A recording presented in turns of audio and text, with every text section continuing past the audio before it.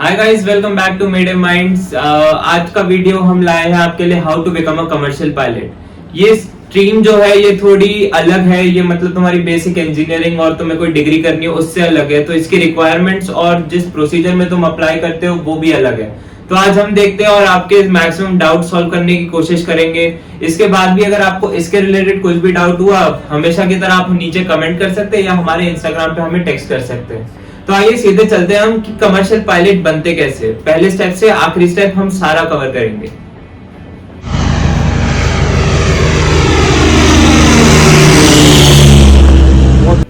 तो गाइस चलिए अब देखते हैं कि हमारा रोड मैप कैसा दिखना चाहिए अगर हमें कमर्शियल पायलट बनना है। तो एक डिस्क्लेमर पहले ही दे रहा हूँ कि ये जो हमने रोड मैप बनाया है ये हमने हमारे एक्सपीरियंस के थ्रू बनाया है कि किस स्टेप को किस टाइम पे अगर लोगे तो तुम्हारी सीपीएल जर्नी ज्यादा स्मूदर होगी।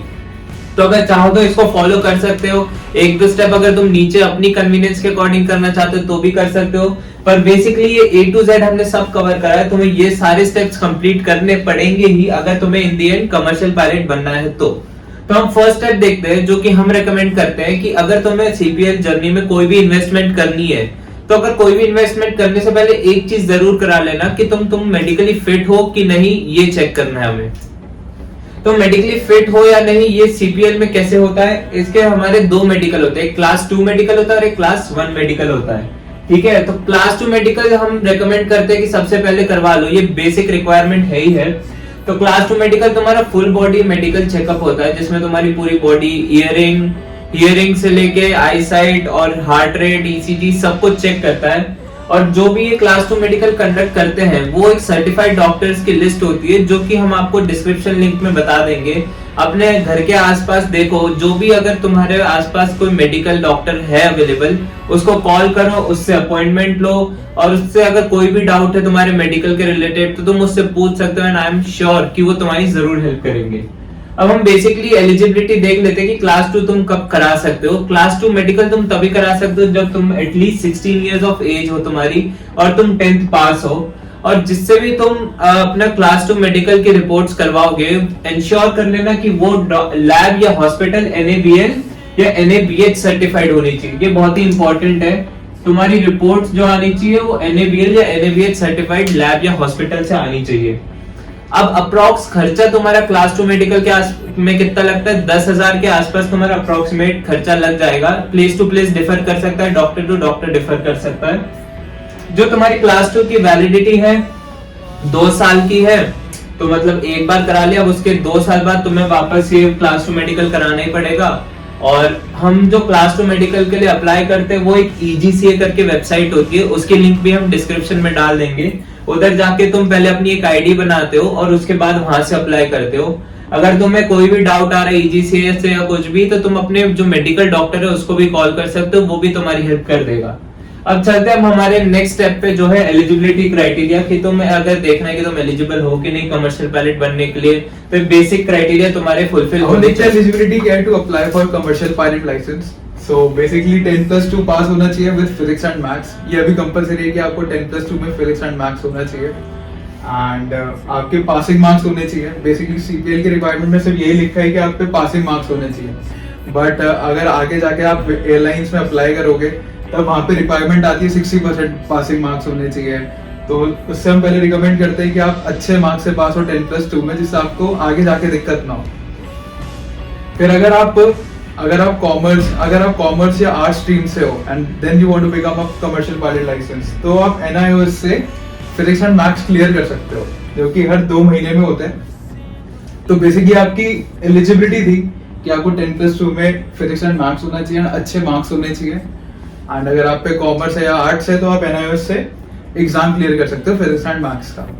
तो सबसे पहले हमने देख लिया क्लास 2 मेडिकल, अब हमने देख लिया एलिजिबिलिटी। तो गाइस अभी तक हम हमारी बेसिक एलिजिबिलिटी क्राइटेरिया देख चुके हैं कि अगर तुम्हारी सीपीएल जर्नी स्टार्ट करनी है तो इससे पहले इसको तुम्हें फुलफिल करना ही करना है। तो हमने पहला क्या देखा था, क्लास 2 मेडिकल, और दूसरा हमने क्या देखा था, हमारी एजुकेशनल क्वालिफिकेशन। अगर ये सब कुछ है तुम्हारे पास तो खुश हो जाओ कि तुम तुम्हारी सीपीएल जर्नी स्टार्ट कर सकते हो। अब हम देखते हैं कि हमारा नेक्स्ट स्टेप क्या होना चाहिए। अब ये सीपीएल जर्नी में भी कुछ एग्जाम्स होते हैं, तो अब इस एग्जाम्स के लिए अप्लाई करने के लिए हमारे पास एक चीज होनी चाहिए जिसे कहते हैं कंप्यूटर नंबर। अब ये कंप्यूटर नंबर क्या होता है, ये बेसिकली एक रोल नंबर ही है। जैसे तुम्हारी अर्लियर स्कूल क्लासेस में तुम्हें एक रोल नंबर दिया जाता था जिसके अकॉर्डिंग तुम बैठते थे अपने एग्जाम देने, तो यही एक रोल नंबर हमारे इस सीपीएल जर्नी में उसे कहते हैं कंप्यूटर नंबर। अब कंप्यूटर नंबर अप्लाई करने के लिए तुम एक वेबसाइट पे जाते हो जो है परीक्षा.com, जिसकी लिंक हम डिस्क्रिप्शन में डाल देंगे। उस लिंक पे जाके तुम अप्लाई करो, अपना एक वो बनाओ, न्यू कैंडिडेट लॉगिन करके अपनी आईडी बनाओ, और वो आईडी पे अप्लाई करने के बाद तुम्हें एक मिलता है कंप्यूटर नंबर। अब जब तक तुम्हारा कंप्यूटर नंबर आ रहा है तब तक तुम साइड बाय साइड क्या करो, अपनी ग्राउंड क्लासेस स्टार्ट कर लो। अब कुछ लोग मानते हैं कि उन्हें ग्राउंड क्लासेस नहीं करनी है, कुछ लोगों को ग्राउंड क्लासेस करनी होती है। तो तुम्हारे पास बेसिकली 6 सब्जेक्ट्स होते हैं। एक होता है मिडलॉजी, एक होता है एयर रेगुलेशंस, एक होता है एयर नेविगेशन, और होता है टेक्निकल जनरल, टेक्निकल स्पेसिफिक और आरटीआर। तो बेसिकली हम रेकमेंड क्या करते हैं कि फ्लाइंग पे जाने से पहले ये सारे के सारे सब्जेक्ट्स कंप्लीट कर लो। अब ग्राउंड क्लासेस, अब तुम्हें लग रहा है, तुम कॉन्फिडेंट हो कि तुम ये सब्जेक्ट्स खुद ही सेल्फ स्टडी करके पास कर सकते हो, तो तुम वो भी ट्राई कर सकते हो। और अगर चाहिए तो जैसे हमने हमारे चैनल पे स्टार्ट करा है कि हम सारे सब्जेक्ट्स की इन डिटेल वीडियो बना रहे हैं, तो तुम्हें चाहिए तो तुम उसको रेफर करो और साथ में खुद ही पढ़ो, खुद ही नोट्स बनाओ, और तुम्हें लग रहा है कि तुम पास कर सकते हो तो विदाउट ग्राउंड क्लासेस भी तुम अपनी एग्जाम्स क्लियर कर सकते हो। तो हमने देख लिया कंप्यूटर नंबर जिससे हमारा रोल नंबर आएगा, और ग्राउंड क्लासेस जिसमें हम ये सब्जेक्ट्स पढ़ेंगे। अब क्या होता है कि कई लोगों को कंप्यूटर नंबर अप्लाई करने में बहुत प्रॉब्लम आती है, तो अगर तुम्हें हमारी कोई हेल्प चाहिए तो तुम हमें इंस्टाग्राम पे टेक्स्ट कर सकते हो, हम तुम्हारा कंप्यूटर नंबर अप्लाई करने में हेल्प करेंगे। और तुम्हें अगर चाहिए कि हम सेपरेट वीडियो बनाए कंप्यूटर नंबर अप्लाई कैसे करते हैं उस पे, तो आप वो भी हमें डिस्क्रिप्शन कमेंट बॉक्स में बता सकते हैं, तो हम उसके बारे में भी एक डिटेल वीडियो अलग से बना देंगे। अब हम आगे देखते हैं कि हमने ग्राउंड क्लासेस कर ली, हमारा कंप्यूटर नंबर भी आ गया। अब अगला स्टेप क्या है? अब कंप्यूटर नंबर अप्लाई करा, कंप्यूटर नंबर आ गया, ग्राउंड क्लासेस ले लिए, जो आपने सब्जेक्ट पढ़ लिए सारे। अब नेक्स्ट स्टेप क्या है आपका? एग्जाम्स देना। तो अब हम एग्जाम्स के लिए अप्लाई कैसे करते हैं? हम EGCA पे जाके जो सब्जेक्ट हमें देना है उसका भी सिंपल प्रोसेस होता है। अगर उसमें भी आपको कोई डाउट है, आपको जानना है, तो आप हमें कमेंट्स में बता सकते हो। तो अब जिस सब्जेक्ट के लिए आप रेडी हो, आप उसके लिए एग्जाम दे सकते हो। तो बेसिकली DCCA में दो सेशंस होते हैं। एक रेगुलर सेशन होता है, एक ऑन डिमांड होता है। ऑन डिमांड हर महीने होता है, एंड जो आपका रेगुलर सेशन होता है वो आपका हर 3 महीने में होता है। तो जो उसकी फीस है, रेगुलर सेशन की फीस है आपकी 2.5K, एंड आपका जो ऑन डिमांड है उसकी फीस है 5K। एंड जो मिनिमम पासिंग मार्क्स है वो आपके 70% हैं इन ऑल सब्जेक्ट के। आपको मिनिमम 70% स्कोर करना है अगर आपको उसको पास करना है। अगर आप फ्लाइंग इंडिया से कर रहे हो तो आपको ये सारे एग्जाम्स क्लियर करने होंगे। बट अगर आप अब्रॉड में जाके, अगर आप अब्रॉड से करना चाहते हो अपनी फ्लाइंग, तो आपको मेट्रोलॉजी, रेगुलेशन एंड नेविगेशन, ये तीनों सब्जेक्ट क्लियर करना जरूरी है। फिर एक सब्जेक्ट है हमारा RTR। RTR बेसिकली हम बिना कंप्यूटर नंबर के भी अप्लाई कर सकते हैं। तो अगर आप साइड बाय साइड अपना ये ग्राउंड क्लासेस कर रहे हो तो आप RTR के लिए भी अप्लाई कर सकते हो, क्योंकि उसके लिए आपको कोई कंप्यूटर नंबर की जरूरत नहीं होती। एंड ये जितने भी आप अटेम्प्ट्स, अगर आप मान लीजिए आप फेल हो गए, उसके लिए आप अनलिमिटेड अटेम्प्ट है कि आप कितने भी अटेम्प्ट दे सकते हो। बट अगर आप एक बार किसी एग्जाम में फेल हो गए तो आपको 3 महीने का कूल ऑफ पीरियड लग जाता है। तो आप उसके लिए एकदम नेक्स्ट वाला जो ऑन डिमांड होगा आप उसमें अप्लाई नहीं कर सकते। तो ये था, अपने सारे एग्जाम्स क्लियर कर लिए। फिर अगला नेक्स्ट स्टेप है आपका फ्लाइंग। बट फ्लाइंग से पहले हम रिकमेंड करते हैं कि आप अपना क्लास 1 मेडिकल करा लो। It's basically class 2 medical only, but ये थोड़ा स्ट्रिक्ट होता है। एंड इसकी जो वैलिडिटी होती है वो 1 साल होती है। आपने क्लास 1 मेडिकल करा लिया, अब आपको पता है कि आप मेडिकली भी फिट हो, आपके एग्जाम्स भी सारे क्लियर हैं, तो अब आप फ्रीली आप अपनी सारा फोकस आप अपना फ्लाइंग पे कर सकते हो। अब हम देखते हैं कि हमें फ्लाइंग में कितने आवर्स और कैसे पूरे करने होते हैं। तो जो हमारे टोटल आवर्स होते हैं वो 220 आवर्स होते हैं। बेसिकली जो हमारे 20 आवर्स है वो सिमुलेटेड है, एंड जो हमारे 200 आवर्स है वो हमारे एक्चुअल एयरक्राफ्ट में। तो 200 में से भी हमारे 185 सिंगल इंजन पे एंड 15 हमारे मल्टी इंजन पे। तो बेसिक ये हमारे 220 आवर्स ऐसे डिवाइडेड है। तो ये थी टोटल फ्लाइंग कि अब आपने ये घंटे भी पूरे कर लिए। अब हम नेक्स्ट देखते हैं कि हमारे नेक्स्ट स्टेप के सारे एग्जाम्स भी हो गए, सारी फ्लाइंग भी खत्म हो गई। अब आप क्या करोगे? अपने CPL लाइसेंस के लिए अप्लाई करोगे, जिसकी मिनिमम एज रिक्वायरमेंट कितनी है? 18 इयर्स। तो वो आपने CPL के लिए अप्लाई कर दिया। कुछ महीने बाद जब आपका स्क्रूटिनी हो जाएगा, उसके बाद आपका लाइसेंस आपके हाथ में होगा। Major achievement completed guys. अब उसके बाद देखते हैं हमारा फाइनल गोल क्या है, एक एयरलाइन में जाके वहां पर पायलट बनना। तो अगला स्टेप उसके लिए क्या होता है, एक चीज होती है जिसे हम कहते हैं टाइप रेटिंग। ये टाइप रेटिंग कंपलसरी नहीं है, अगर तुम चाहो तो कर सकते हो, अगर नहीं चाहो तो नहीं भी कर सकते हो। तो पहले देखते हैं टाइप रेटिंग होता क्या है। तो जब तुम अपना सीपीएल लाइसेंस लेते हो, उसके ऊपर जो तुमने सिंगल इंजन एयरक्राफ्ट और मल्टी इंजन जो एयरक्राफ्ट छोटा वाला उड़ाया है वो एंडोर्स्ड होता है। बट जब तुम एयरलाइन में जाओगे तब तुम्हें क्या उड़ाना है, बड़ा वाला एयरक्राफ्ट उड़ाना है, राइट। तो टाइप रेटिंग क्या है, ये 45 to 60 डेज का कोर्स होता है, जहां पर तुम जो बड़ा वाला एयरक्राफ्ट है उसको उड़ाना सीखते हो ओवर सिमुलेटर, ठीक है।